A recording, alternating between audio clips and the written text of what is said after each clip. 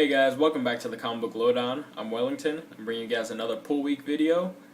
This is for the week of May 22nd, 2013. And I've got 5 books I'm reviewing. 4 of them I got physically with me right here. One of them is online. And I guess I'll just start with the online book first. And that's Superior Spider-Man issue number 10. Before I even start, I know a lot of you guys have been talking about the cover and how like the lettering on the cover, it looks familiar or something. From what it reminds me of is it's the same lettering from Spider Island. So if that's what you guys were thinking, then that's where it's from. Because even an example here, I don't have any of the Spider Island stories from Amazing Spider-Man, but I do have this Venom that tied in, and that's the same lettering. I also chose this cover because it looks awesome. But yeah, so that's the lettering that you guys have been seeing. I don't know if it's popped up anywhere else, maybe. But if you've read Spider Island, that's probably where you're being reminded from. But anyways, this was a really, really good issue. But it's pissing me off a lot. Like, the writing in it is great. The art in it is great. The book is great. But what's happening makes me so mad. I still do not accept Doc Ock being Peter Parker. I don't accept what he's doing and how he's going about things and what, his relationship with Mary Jane, even though I know it's Doc Ock. Just seeing Peter, though, I see Peter and I see MJ. So that means I want Peter and MJ to have a good relationship and not Peter to be a douche. And then, Mary Jane, if you read this, here, spoiler alert, if you haven't read this and plan on reading it, just skip a couple seconds before. If you read this, MJ is just stuck in her club while it's, on fire. And she just has all this faith in Peter. Or, yeah, she has all this faith in Peter, like, he's gonna save her, and then he doesn't. And, like, I can see where it's going with, the direction that I think it might be going, actually. And I don't accept it, but it's damn good writing, damn good art, and I don't know how to feel about this book, especially with the villain in here. And I want to keep reading it. I probably will. I'll definitely read issue number 11, but it's making me so mad. But anyways, Superior Spider-Man issue number 10 was a really good book. Now, to the book I disliked the most and pissed me off a lot. Batman Incorporated issue number 11. And this was a bunch of bullcrap. This had nothing to do with where we left off last issue. It was stupid. It felt like I was reading the Adam West Batman, but put in Japan. It was like, if you've ever watched those Japanese shows, they have Japanese Spider-Man, and it's really corny and it's done all weird and stuff. This is what that was for Batman, and then put it with a 1960s Batman feel, and I was pissed. Especially where we left off last issue, or, last month with this, and something cool was happening. We get none of that until the very end, where we get a small panel referencing that, and this book pissed me off so much that I might just drop it, even though it's going to continue with where I wanted it to continue. This month, it's going to continue with that next month. But this book just pissed me off so much that that I might just drop it and not even care where the story goes, until maybe in the future I might pick up the rest of the issues of this. But definitely this issue made me very, I was reading it and I was like, oh my gosh, I can't believe I'm reading this still. It felt like 1960s Batman in Japan with more violence. That was it. And it was stupid. There's Batman Inc. number 11. But then the rest of the books I read were very good.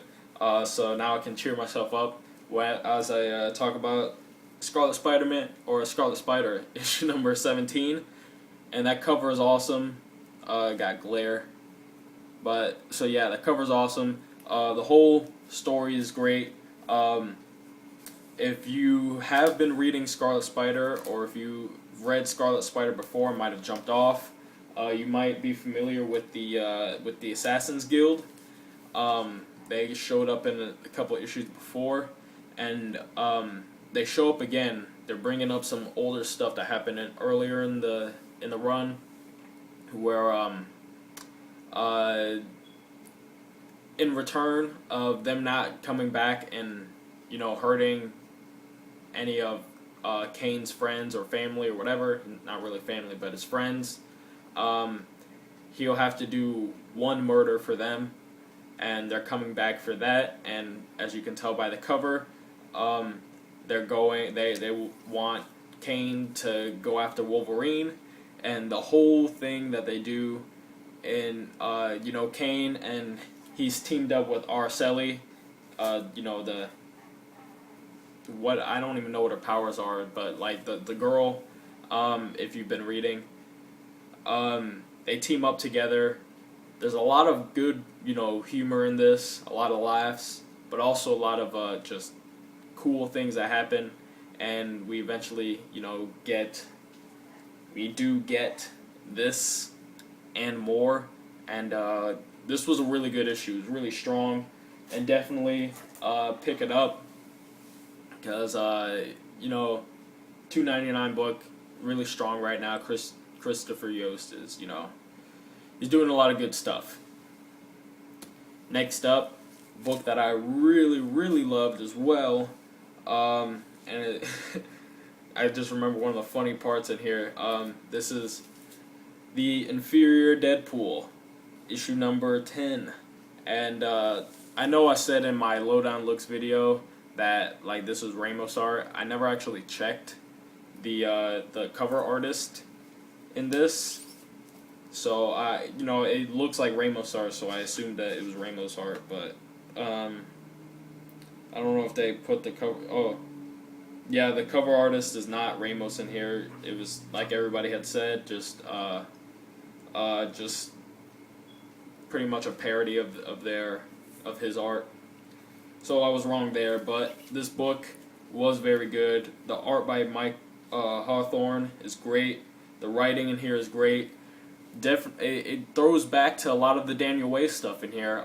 If you're not familiar with the Daniel Way stuff and we're kind of confused with some of the things that happen here, at one point, closer to the end of his run, starting with issue 50, because that's where I started reading it, and then I went back and I read the others, but starting with issue 50, Deadpool lost his healing factor, and so, or he was on a mission to lose his healing factor, and then he eventually did, and then there was a story arc after that dealing with Paste Pop Pete, or the Trapster by his name, but there's a story arc with him, and there's a big fight between them, and he thinks that Deadpool doesn't have his healing factor and all this other kind of stuff. So something happens in here with the two of them, and if you were confused by what that meant, that is what it means. There's a lot of good characters that show up in this. Taskmaster's in this.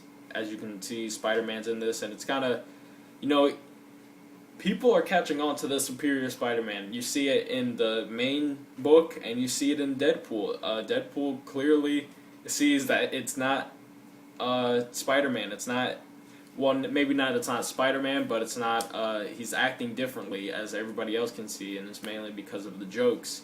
And there's so much cool stuff that happens in here, and there's a really funny thing that happens with Ben Franklin here, and it was just funny. I love this book. The story progresses a lot, and it's got good laughs, and they work. All the jokes in here are really hitting, and it's just fun. Also, I don't think I ever said this in one of my videos, but I had been thinking lately about there's a character that appears in this Amazing Spider-Man omnibus, and his name is Chance, and he appears in issues 298 and 299, and I had always wondered what happened to him, and he actually appears in this issue of Deadpool, so I was really happy to see him because I do like his character. That was just another thing I could add. And finally, of course, gotta be my pick of the week, Daredevil, issue number 26. Wade and Samney do great things in this. It's an extra-sized issue, and it was only $1 more. I mean, I paid normal price, but for those of you who didn't get that deal, it was still only $1 more for an extra-sized issue, which means, you know, they weren't copping out on us. And I know Kevin Spins 1390. He pointed out that the clothes actually spell out Daredevil. I mean, you have to kind of look at it, but I mean, you can even see by this shirt how it has like the D shape, and then an E and V, I, L, and then Dare, or you know, you guys see it. Or if you don't, just look at your copy, because I know everybody bought this book because it's just so good, and we finally make progress, and I'm pretty sure this is the character that is behind all these things happening to Matt. At least if it's not, this is gonna be the biggest twist. But if it is, which I think it is, wow, it was done so well. I mean, this has been a 26 issue arc pretty much, because everything's been leading up to this point in Daredevil, and now that we're here, and it's just so good, so packed, so dense, and it's awesome, very exciting, and well worth the money. I would pay $3.99 for this book if it was regularly. It's a $2.99 book regularly, which makes it even better. And the backup story, as you guys know, there's a backup story with Foggy Nelson, and that thing is just such a good story. There's nothing to be sad about it, really. It's just, you know, it's kind of an uplifting story, that backup story, and it's just great. I love where Wade has been taking this book, and it's awesome. But this story arc is coming to a close soon, because I know issue 30 has the Silver Surfer in it, because I saw the cover to it. So that means that this story arc is probably finishing up soon. Before I forget, guys, I did say I was going to show you guys my Justice League drawing. Took way longer to do than it should have, and I'll point out to you guys what I don't like, and it's really just Wonder Woman.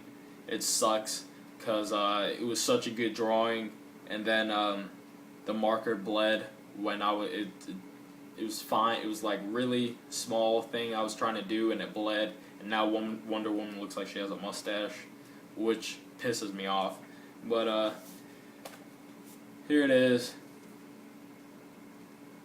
There's the Justice League. You can see Wonder Woman has a mustache now. So Wonder Man, there I colored it and everything. Aquaman way in the back. Green Lantern, Flash, of course, and of course in the forefront, Superman and Batman. So there's that. I haven't put it on Google Plus yet. If you guys want to see it there, see it there. If not, whatever. So I can finally move on with different drawings now. But I don't want to ramble on with all of that. There were great books this week besides Batman Inc. Pissed me off beyond belief. But everything else was very solid. And yeah, that's all I got for you guys this week. I'm Wellington signing off for the Comic Book Lowdown, and I'll see you guys next time.